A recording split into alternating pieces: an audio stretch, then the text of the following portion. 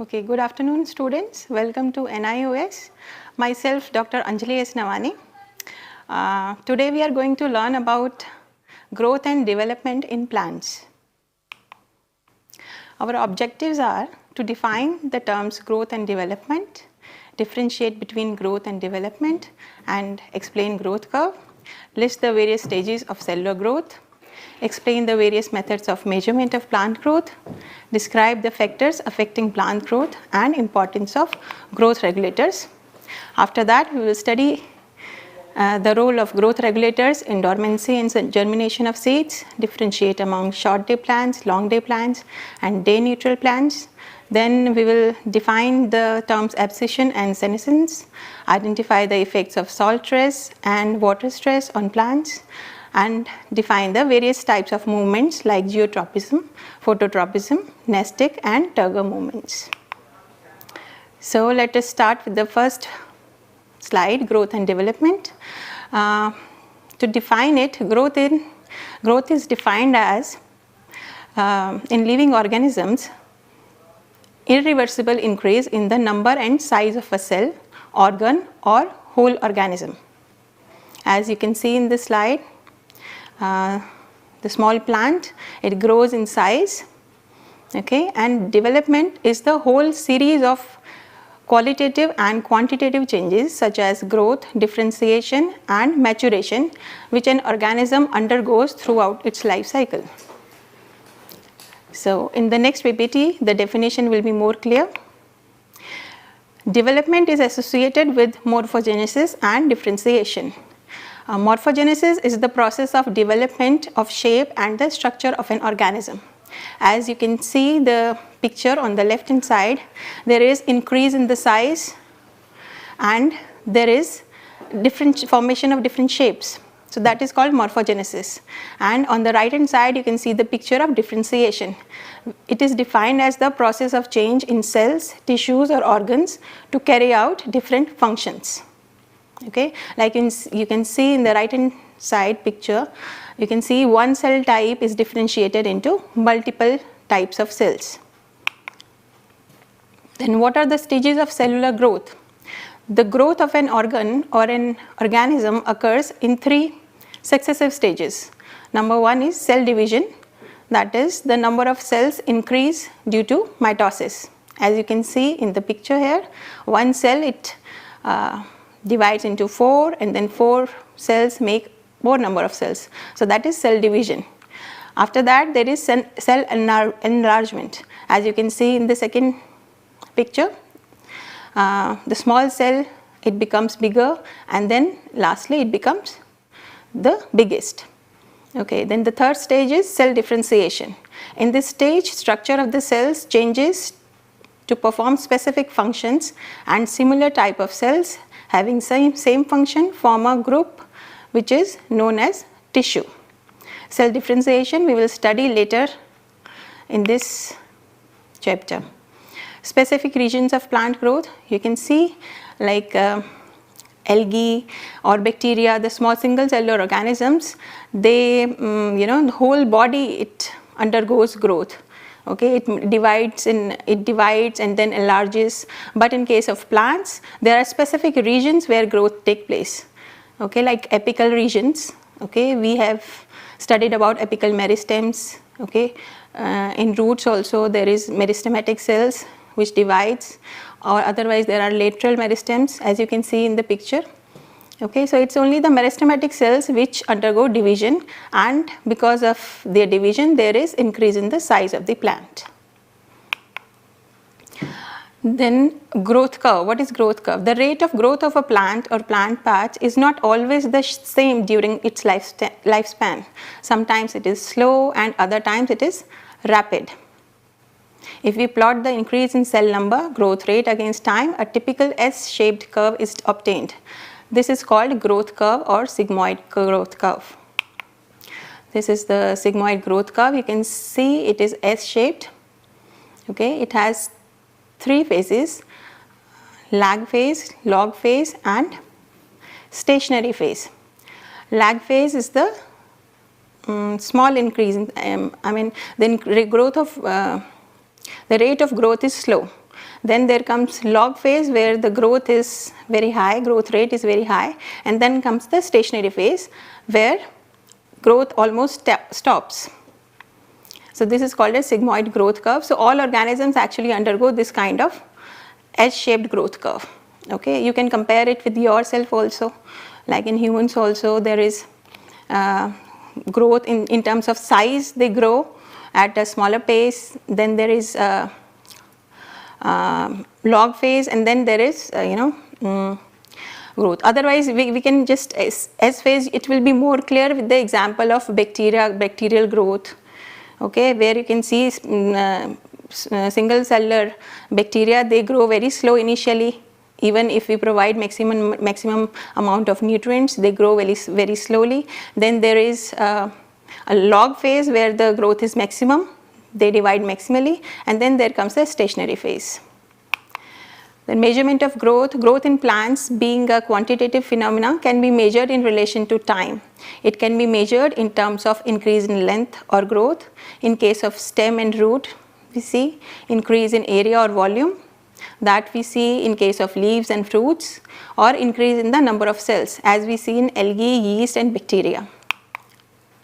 Methods of measuring growth in length. There is direct method. We know that growth generally takes place at the apical region of plant. So growth in length can be directly measured by means of an ordinary measuring scale at any particular interval of time. Then there is oxynometer. This instrument is used to for the accurate measurement of the length, and we can use this equipment for the accurate measurement. Okay, it is used to measure the rate of growth of shoot length of plants. A thread is tied to the tip of the stem of the potted plant, and the thread is hang on the pulley of oxynometric instrument, oxynometer. The movement of the needle is read on the scale of the arc. The other end of the thread is tied to a weight. The pulley is fixed with a long needle which slides over a graduated arc. As the stem grows in length, the weight pulls the thread down, as you can see in this diagram. Okay, it is very well explained in the diagram. You can look at the plant and the thread which is tied to it. Then there is a weight hanged on the other side of the thread. Okay, there is a pulley and a needle attached to it. With the increase in the length of the stem, okay, weight goes down and the needle moves on this arc, and we can measure the growth. We can read it out. Factors affecting the growth. There are external growth factors. Okay, external growth factors includes light, temperature, water, mineral nutrients and carbon dioxide. So their importance we have already read many times. So we are not going into detail of that. Next is internal growth factors. In addition to the external growth factors, there are some substances produced in the plant body itself which affect the growth of the plant. These are called plant hormones or phytohormones or growth hormones. A phytohormone is an organic substance produced in small quantity in one part of a plant body and capable of moving to other parts to influence the growth of that part. The naturally produced growth hormone are broadly grouped under 5 major classes. They are auxins, gibberellins, cytokinins, ethylene and abscisic acid. Auxins. Auxin is a growth promoter generally produced by the growing apex of stem and root of the plants. It helps in the elongation of shoot and root tips behind apical meristem. The naturally produced auxin is indole 3-acetic acid IAA. They are also produced by chemical synthesis which show some physiological response like auxin. They are also called as auxins. Some of the synthetic auxins are indole 3-butyric acid IBA, 2,4-dichlorophenoxyacetic acid, that is 2,4-D, and naphthalene acetic acid, that is NAA. The Greek word auxin means to grow. It was first isolated from human urine. Fitz-Went experiment is a very famous experiment which was done in 1928. Okay, and he came to know about the presence of auxin and its function in plants. And so I'm reading it out. An experiment was performed by Fritz Wendt on oat seedling to see the effect of auxins. When tip of the oat colleptile early shoot is removed, growth stops. Then the removed tip is placed on a block of agar, that is gelatinous material from a seaweed, for about an hour. This agar block is then placed on the cut end of the seedling. It was observed that the growth of the seedling started again. It shows that there is something that is passed from the cut tip into the agar block, which helps to restart the growth. This was named auxin, a plant hormone. So you can see in this slide, this is diagrammatic representation of what Fritz Wendt has done in 1928.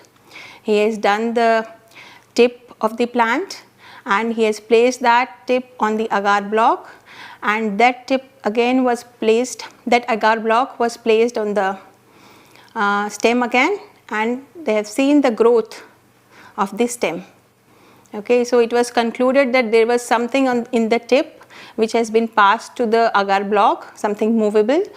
Okay, and because of that, when we have placed the agar block again to the stem, it has started growing. So something movable, they called it auxin. Okay, now we know that it is very important for growth. Here functions of auxins are listed. It promotes cell elongation. It suppresses the growth of the lateral bud. If the tip of a plant is removed, the lateral branches begin to grow. In most of the plants, apical bud suppresses the development of lateral buds. This is called apical dominance. Okay. Then it delays fall of leaves, that is leaf abscission. Naphthalene acetic acid is used for preventing fruit drop in apples before they are ripe. 2,4-D acts as dicot weedicide. Okay. Here you can see this slide is showing apical dominance. See acute apical bud and dormant lateral buds. If you remove the apical bud, then there is growth of lateral buds. I think आपको ध्यान होगा, जैसे तुलसी plant के भी जब हम तोड़ते हैं तो टिप उसकी हम तोड़ते हैं ताकि वो लेटरली ग्रो कर सके. बहुत सारे प्लांट्स में हम टिप इसलिए तोड़ देते हैं ताकि वो लेटरली उसकी ब्रांचेस ग्रो कर सकें. So this is the reason, because we are removing the auxin from their tip से लेटरल बड्स ग्रो करने लग जाती हैं. जिब्रेलिन और gibberellic acid, this is the second hormone we were supposed to study. Gibberellic acid was initially isolated from a fungus, Gibberella fujikiroi. In plants, it is produced in embryos, roots and young leaves, and it enhances growth. It helps in elongation of stem in genetically dwarf plants. By using gibberellin, the height of the dwarf plant can be increased. It breaks dormancy of seeds and buds. It induces parthenocarpy. Parthenocarpy is the formation of seedless fruits without fertilization, or provide stimulus received by pollination. Then the other hormone we are supposed to study is cytokinins. They were extracted from coconut milk initially. Cytokinins are synthesized in root apex, endosperm of seeds and young fruits, where cell division takes place continuously. Functions: they stimulate cell division, cell enlargement and cell differentiation. They prevent aging of plant parts. They inhibit apical dominance and help in growth of lateral buds into branches. Then ethylene is a gaseous hormone. It is found in ripening fruits, young flowers and young leaves. Functions of ethylene: it induces ripening of fruits. It promotes senescence and abscission of leaf and flowers. In cells, it only increases the width, not the length. Then abscisic acid, ABA. Abscisic acid is also known as dormin. It is naturally occurring growth inhibitor found in wide variety of plants. It is synthesized in leaves. Functions of ABA: it induces dormancy of buds and seeds as opposed to gibberellin, which breaks dormancy. It promotes the senescence of leaf, that is fall of leaves happen due to ABA. It inhibits seed germination and development. It causes closing of stomata. So here this table shows the different functions of different plant hormones. You can see, look at the germination. So it's the gibberellin which helps in germination, while rest of the hormones are not involved in that. Okay, they inhibit it. Then coming to the okay, we will come back to it in a while. Here also it's the same slide. You can see it's the growth of the plant, how different hormones regulate different aspects of a plant growth till senescence, from germination till senescence, what and how different hormones play different roles. So this is self-explanatory slide. Then growth regulators. The growth of the plants can also be influenced by certain synthetic chemicals resembling plant hormones, both in structure and functions. These are called growth regulators. They are not produced by plants naturally. Growth regulators are chemicals. By definition, growth regulators are chemical substances other than naturally produced hormones which promote, inhibit or modify growth and development in plants. So what are the practical applications of growth regulators? We have already discussed that by using the various types of growth regulators, we can promote, inhibit or modify growth and development in different plants. Nowadays, these are widely used in horticultures to boost their production. Some of the applications are first, with the help of the auxins and gibberellins, seedless varieties of fruits can be produced. You might have seen seedless grapes and papayas in the market. So those are produced with the help of gibberellin hormone. Early flowering in some plants is possible by applying growth regulators. With the use of hormones, some fruits can be ripened at an early stage. Germination in seeds can be possible by applying auxins. Germination of potatoes and onions can be stopped in storage by application of growth inhibitors. Okay, coming to the next part, it's differentiation. So differentiation in a plant is a permanent, localized qualitative change in size, biochemistry, structure and function of cells, tissues or organs. It refers to the process by which distinct cell types arise from precursor cells and become different from each other. For example, vascular tissue, xylem and phloem are differentiated from mastematic cells, procambium and vascular cambium, and mature to perform specific functions. The hormone auxin and cytokinin are essential for vascular tissue differentiation.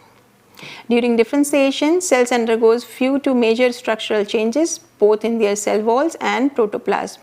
For example, to form a tracheary element, the cells would lose their protoplasm.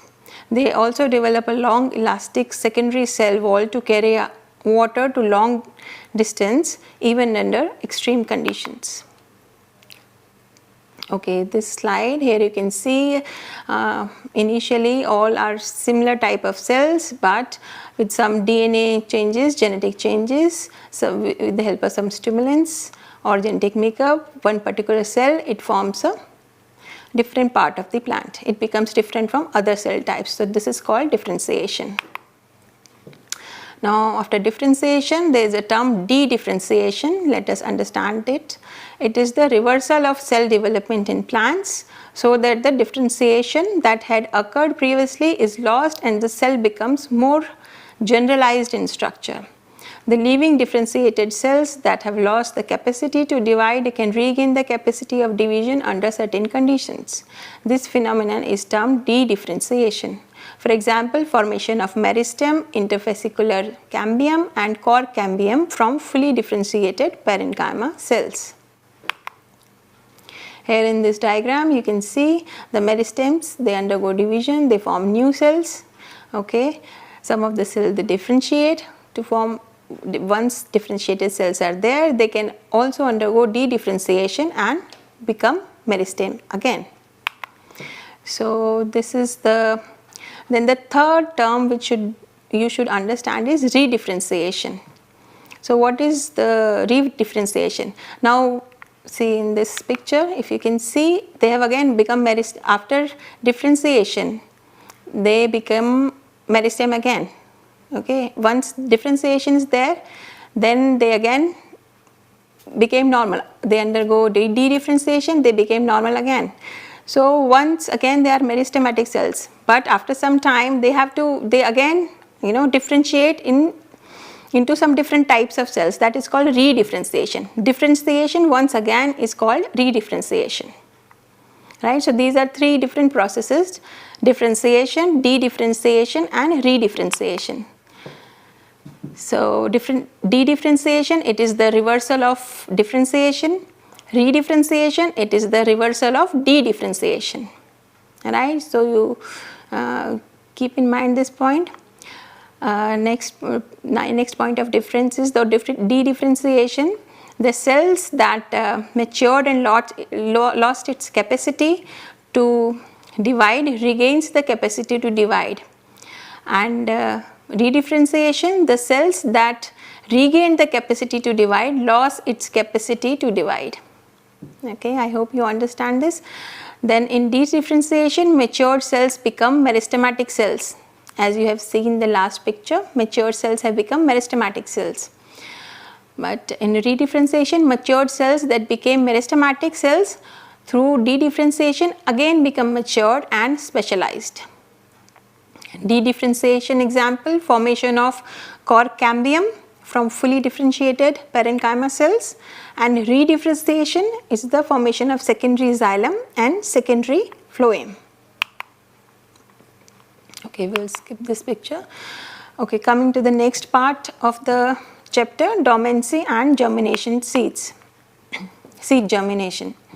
In developed seeds, metabolic activities are generally very slow, but at the time of germination, the metabolic activities in seeds increase and they grow into new plants under favorable conditions of growth. This is called seed germination. It is also defined as the return of metabolic activities and growth by the seed tissue to give rise to a new plant by the development of the embryo. What is seed dormancy? It is opposite of seed germination. Some seeds do not germinate immediately after dispersal even if suitable conditions of growth are provided. In this period, growth of the seeds remains suspended and it is said to be in the rest or dormant stage. This phenomena is called dormancy of seeds. It may occur due to immature embryo, hard or impermeable seed coat and presence of inhibitors like ABA. If we come study the seed germination in detail, there are two types of seed germination: apigeal germination and hypogeal germination. So in apigeal germination, api means above and geo means soil. So in apigeal germination, hypocotyl elongates and cotyledons come out above the soil surface. For example, seeds of pumpkin, mustard, tamarind and French bean. It is clearly shown in the diagram. See, you can see the growth of hypocotyl and cotyledons come out of the soil surface. So this is called as apigeal germination. In contrast, there is hypogeal germination, which we see in most monocots like rice, wheat, maize and coconut. Here you can, hypo means below and geo means earth. So germination, in this germination the apicotyl elongates and cotyledons remain below the soil surface, okay, as you can see in the picture. So just you have to remember the word hypo. Hypo means below the soil, okay, and api means above the soil. Then the next term in your chapter is vivipary. Okay, this is special way of germination. Okay, many plants which go in marshy places show this kind of germination, vivipary, and here the seeds within the fruits, they grow and give rise to plants, as you can see in this picture. Okay, within the, you can see, look at in the right hand side, you can see within the tomato the seeds are germinated. Okay, within the tomato they have germinated to form plants. So this is called vivivary. Okay, in the left hand side also you can see the picture where within the fruit the seeds have germinated to give rise to new plants. Now what is the mechanism of seed germination? In seed germination, the first step is the imbibition or absorption of water by seed. Then the seed swells and the seed coat ruptures. Then the next step, through the ruptured seed coat, the radicle comes out from one end of embryonic axis. Then the radicle gives rise to root system. From the other end of embryonic axis, the plumule elongates and develops as the shoot of the plant. Factors affecting seed germination: water. Okay, let us take some break here.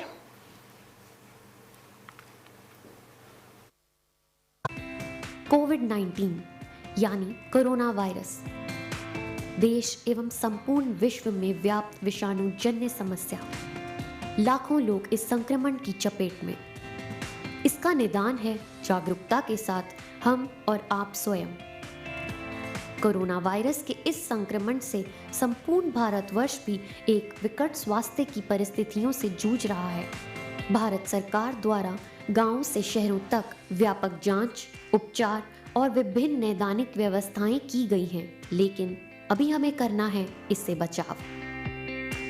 बचाव है आपस में 2 गज की दूरी रखें, mask जरूर लगाएं, हाथों को बार-बार साबुन से धोएं और हाँ, आरोग्य सेतु ऐप पर लॉगिन अवश्य करें। घर पर रहें और NIOS की स्व अध्ययन सामग्री से पढ़ते रहें। आपके लिए PM ई-विद्या पर टीवी, रेडियो वाहिनी और मुक्त विद्या वाणी पर ऑडियो कार्यक्रमों का प्रसारण भी NIOS द्वारा किया जा रहा है। आपसे एक ही अनुरोध है, जब भी छींकें, मुंह और नाक को ढकना ना भूलें। भीड़ भाड़ में जाने से बचें और सामाजिक दूरी का पालन करें। और एक बात, जब तक वैक्सीन नहीं आती तब तक मास्क को ही वैक्सीन समझें। साफ रहें, स्वच्छ रहें और स्वस्थ रहें। 2 गज दूरी, मास्क है जरूरी। किसी भी आपदा की स्थिति में संपर्क करें टोल फ्री नंबर 1075 011 23978046। ईमेल करें ncov2019@gov.in।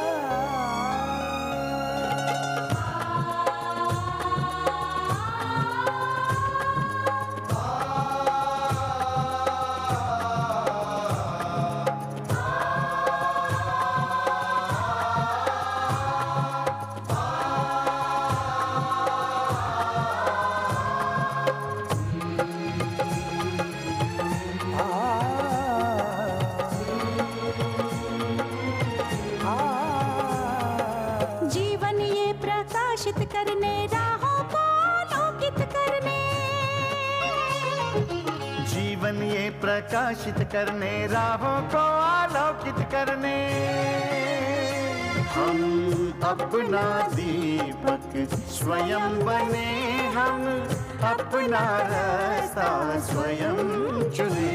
हम अपना दीपक स्वयं बने, हम अपना रास्ता स्वयं चुने।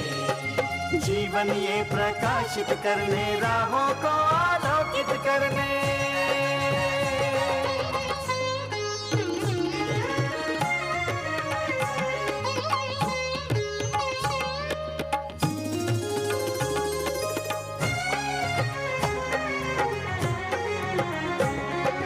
धन साधन समय की सीमा से विद्यालय जो मुक्त हो। धन साधन समय की सीमा से विद्यालय जो मुक्त हो। कभी पढ़े हम कहीं पढ़े, वे विषय की लोच से युक्त हो। कभी पढ़े हम कहीं पढ़े, वे विषय की लोच से युक्त हो। मित्रों हम उठे और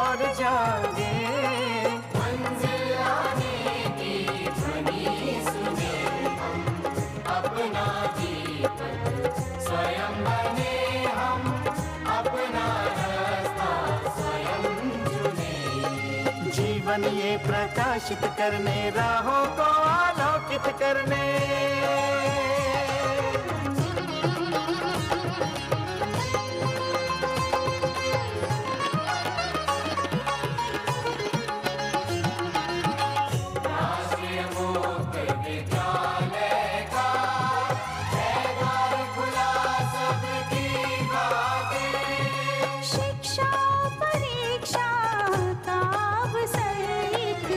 बार ही क्यों मिलता फिर शिक्षा परीक्षा का अवसर एक बार ही क्यों मिलता फिर दुनिया में इसके केंद्र बहुत, कोई मन चाहा केंद्र चुने, हम अपना जीवन स्वयं बने, हम अपना रास्ता स्वयं चुने।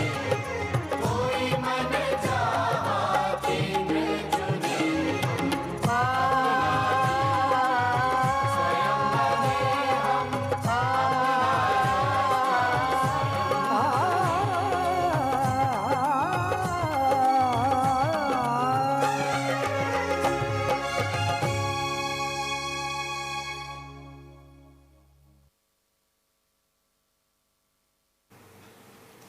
Okay, hello students, we are back here.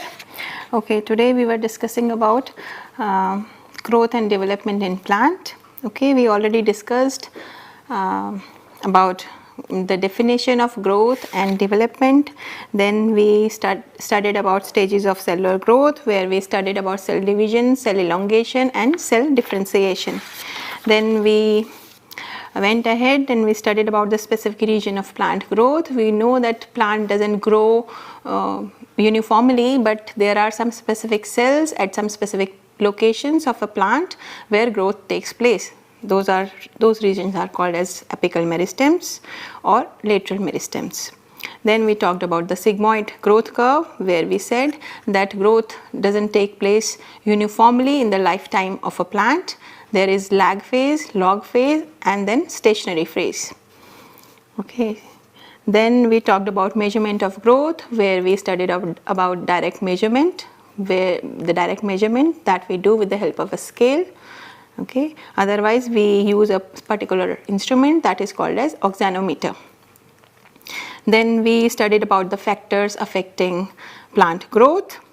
Okay, we talked about internal growth factors and external growth factors. External growth factors we have already studied a lot of times, that is light, water, carbon dioxide, minerals, okay, all sunlight. So all these are external growth factors. And internal growth factors we studied about phytohormones, plant hormones or growth hormones. Okay, we studied about 5 types of plant growth hormones: auxins, gibberellins, then abscisic acid, ethylene and cytokinins. And all these hormones, they play important role. They have some specific functions to perform in the plant growth and development that we have already discussed. We have studied it in a tabulated form at different time point, like germination, plant growth.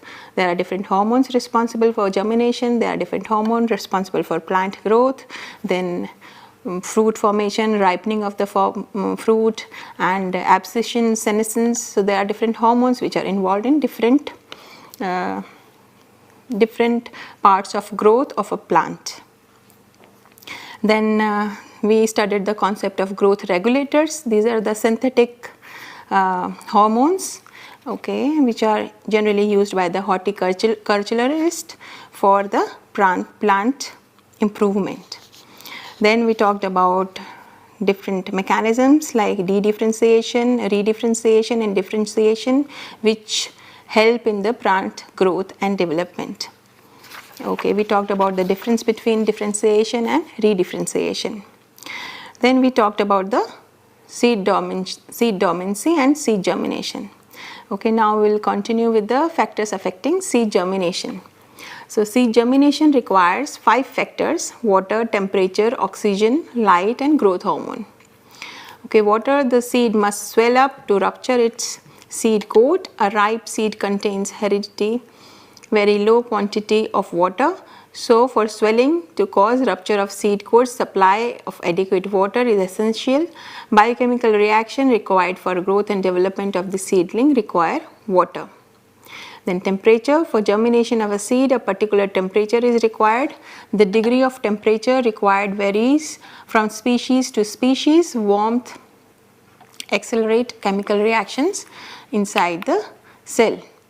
Then oxygen. Oxygen is required in breaking down reserve food of seed and release energy for metabolism of growth of the embryo. Then light, in most of the seeds, light is not an essential factor for germination, but in some cases like lettuce and tobacco, light is absolutely essential. Hormone. Besides the above external factors, hormones also control germination of seeds. Some roles played by hormones are as follows, like gibberellins can induce germination in some cases even in complete darkness. Auxins, cytokinins and ethylene can break dormancy in many seeds and initiate germination. In some seeds, ABA inhibits germination process. So, all these hormones are somehow related to the seed germination process. Okay, this is self-explanatory slide. You can go through it, whatever has been explained. So, it is written here.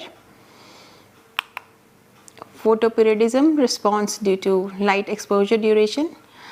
Photoperiodism is the response in growth, transpiration, photosynthesis and reproduction, that is flowering of a plant, to the specific duration of light which falls on it per day. On the basis of day length required by the plants by flowering, the plants are classified into following three categories: short day plants, long day plants and day neutral plants. Short day plants, that is SDP short form. Some plants produce flowers when exposed to a light period shorter than a required day length. These are called short day plants. For example, chrysanthemum, cosmos, dahlia, soya bean are short day plants. Then what about the long day plants? LDP. They produce flowers when exposed to a light period longer than a fixed day length, like gulmohar, radish, spinach and long day plants. Day neutral plants, DNP. In these plants, flowering is not affected by length of light period. For example, cucumber, tomato and sunflower are day neutral plants. They produce flowers in almost all photoperiod. So, here you can look at the slide. Short day plants, this is again self-explanatory. You can see the amount of light required by the plants is not much. Okay. So, first in the left hand side you can see short day plants, in the right hand side it is long day plants. Okay. You can see in the short day plants, even if the light falls on the plant only for, or the plant is exposed to the light only for a short period, they flower. Okay. And long day plants, in contrast, if there is more exposure of light, then only they flower, otherwise they don't flower. And these are the examples of day neutral plants. Cucumber, corn and sunflower are the day neutral plants which flower without respect to day length. Though flowering is the best known example of photoperiodism, many other plants processes are also controlled by duration of light. Bud dormancy, bulb formation in onion and tuber formation in potatoes are affected by period of light.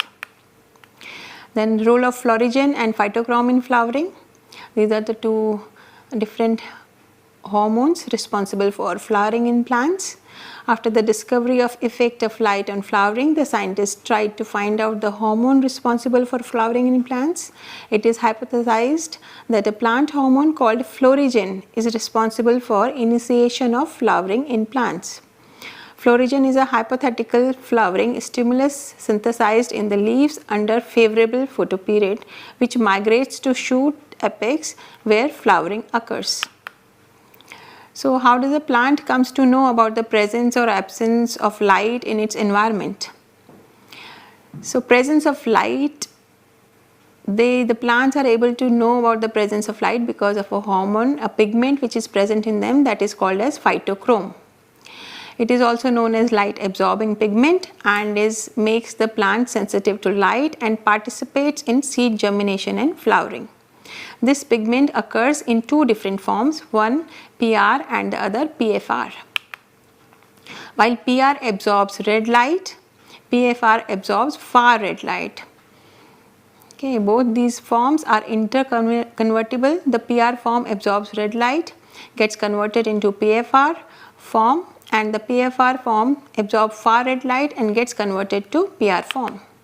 So here you can look at the slide which shows how this phytochrome, this plant pigment, by absorbing different light wavelengths, they are interconvertible. PR absorbs red light and becomes a PFR, and PFR can absorb far red light to become PR. And it's the PFR which performs all these functions like germination and all these listed function, flowering, all these listed functions are performed by PFR. So this is phytochrome. So don't get confused with this. This phytochrome is a pigment, and we have studied plant hormones. Those are different things, and this is a pigment, right? Phytochrome is a pigment, not a hormone. So that you have to keep in mind.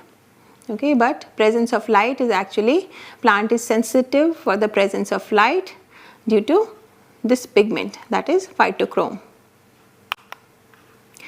Then next topic in your syllabus is vernalization. That is, what is vernalization? For flowering in some plants, a particular temperature is required. Studies show that if temperature is reduced to a particular point, then flowering occurs at an early stage.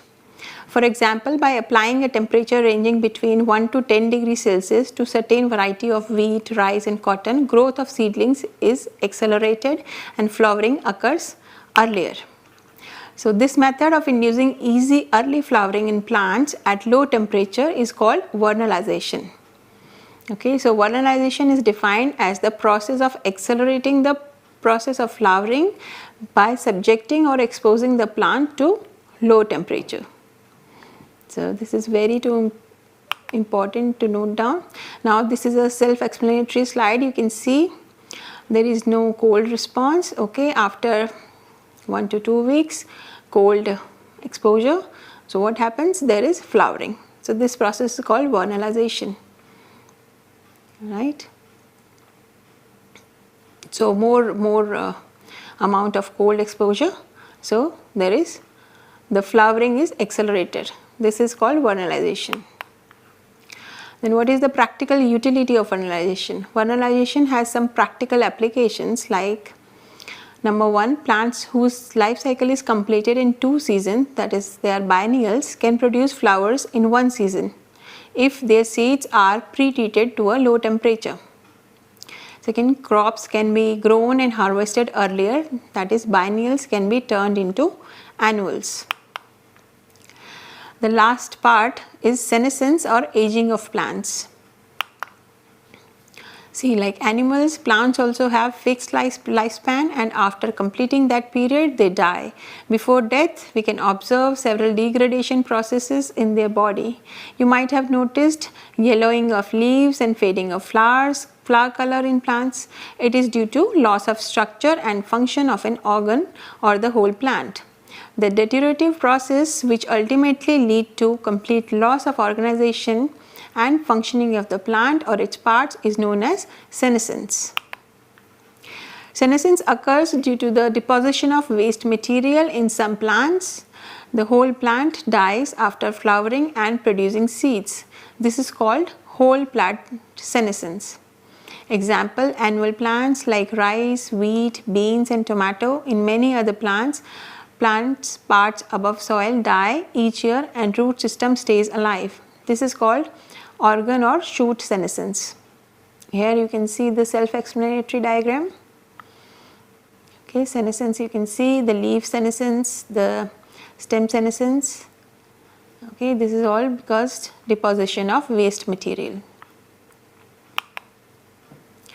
Role of hormones in senescence. ABA and ethylene promote senescence of leaves, but cytokinin delays senescence and help leaves remain green for a long period of time.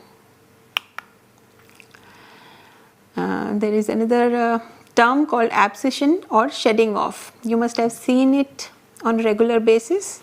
The detachment of older plant part or organs from the main plant body is called abscission. In plants, a layer of tissues generally forms an abscission zone at the base of the petiole of a leaf or flower or fruit. The cells of this layer become soft and weak due to destruction of middle lamella and cell wall. So, the organ is early detached and by wind or rainfall. Plant hormone like ABA and ethylene promote leaf abscission and auxin prevents it. So, you need to remember this actually, that ABA and ethylene promote leaf abscission and auxin prevents it. And because ABA helps in this abscission, that is why it is called as abscisic acid. Here in the diagram you can see the abscission or shedding off. Then there are some stress factors. Like what happens if you do supply water to a potted plant for 4 to 5 days? You may observe that the leaves bend down and the plant wilts. Due to lack of water and usual life process of plant are disturbed. We can say that the plant is facing stress in its life. This may be called as biological stress. Not only water, there are a number of factors responsible for causing stress in plants like temperature, salt, shade, light and pollutants. So actually appropriate amount of all these things are required. If they are in higher or lower amounts, they induce a stress in plants. Any change in the environmental conditions that may adversely affect the growth or development in plants is called biological stress. The effect that is produced in plant as a result of stress is called strain. In the above example, bending of leaves and wilting of plants are strains. So, the reaction of plant facing the stress is called strain. Types of stress. There are a variety of stresses to which plants are exposed. Some common stresses are water stress and salt stress. Water stress includes both excess of water and scarcity of water. Deficiency of water in the plant makes the leaves yellow and they wilt. The various processes in plants like photosynthesis and respiration are reduced, cell enlargement is checked, cell size is deformed and cell rigidity lost due to deficiency of water. Flooding or excess amount of water in soil reduces root and shoot growth and causes blackening of root tips and yellowing of leaves. Then salt stress occur mainly due to the presence of excess amount of calcium and sodium salts in the plant body. It causes dehydration of cell, change in shape of cell and disturbance in metabolic processes. The cell growth as well as growth and development of plants are retarded. Then the last part is plant movements. There are different types of movement shown by the plants. Okay, tropic movement, those are the directional response or growth movements like phototropism induced by light, for example bending of stems towards light. So what causes bending of the stems towards light? It is due to auxins, because auxins actually they move away from the sunlight, okay, and then they deposit it there, and because of their increase in number away from the light, the part which is away from the light, it grows and the bending takes place. Then geotropism, that is induced by gravity, for example growth of roots towards gravity. Then thigmotropism, that is movement caused by contact, for example twinning stem and tendril and the dropping of leaves of sensitive plants by touch. Then there is hydrotropism, that is induced by water, for example growth of roots towards source of water. So all these are directional movements. Then the other types of movement shown by plants are called as nestic movements. So nestic means bending movements are the growth movements resulting due to difference in the rate of growth on opposite sides of the organ. For example, opening of petals, coiling of leaves, etc. When upper side of an organ grows faster than the lower side, the movement is called epinesty. For example, downward curling of leaf, opening of sepals of woolmoher flowers.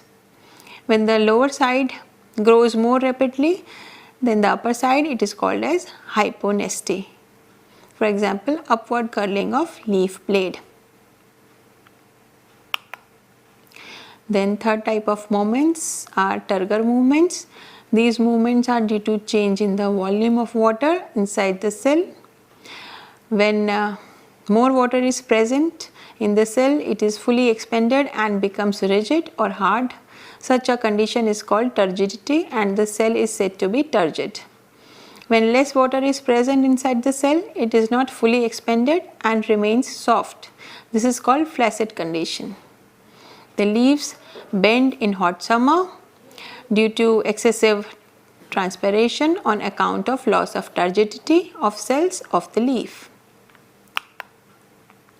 Some examples of turgor movements are leaves or leaflets of some plants close on the fall of darkness. Those are sleep movements, for example, portulaca and acacia. Then closing of leaflet and dropping of leaves in response to a strong stimulus of blowing wind or of touch, for example, sensitive plant Mimosa pudica. Then third is closing of leaves of Venus flytrap to catch a landing insect. Then the fourth one, seed pods of some plants open on maturity, vigorously expelling their seeds, for example, balsam. So here are some points to remember.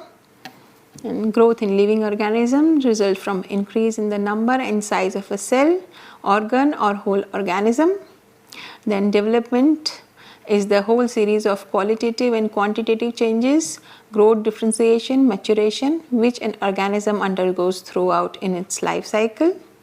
Then growth of cells occurs in 3 successive stages, for example, that is cell division, cell enlargement and cell differentiation. Plants show 3 different growth phases: lag phase, log phase and stationary phase. Then to measure the growth, there is an instrument called oxanometer, which is specifically designed to measure the rate of growth of shoot length of plants.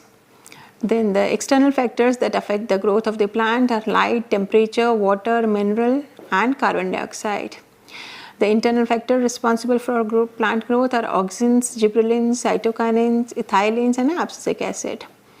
These are substances produced in a small quantity in one part of plant body and capable of moving to other parts to influence the growth of the part. Then seed germination is the return of metabolic activities and growth by the seed tissue to give rise to a new plant. The germination in seeds is mainly affected by factors like water, temperature, oxygen, light, hormone. Flowering plants show 2 types of germination: apigeal germination and hypogeal germination. So with all this, we will close the chapter here today. So thank you for all of you for listening me. Thanks.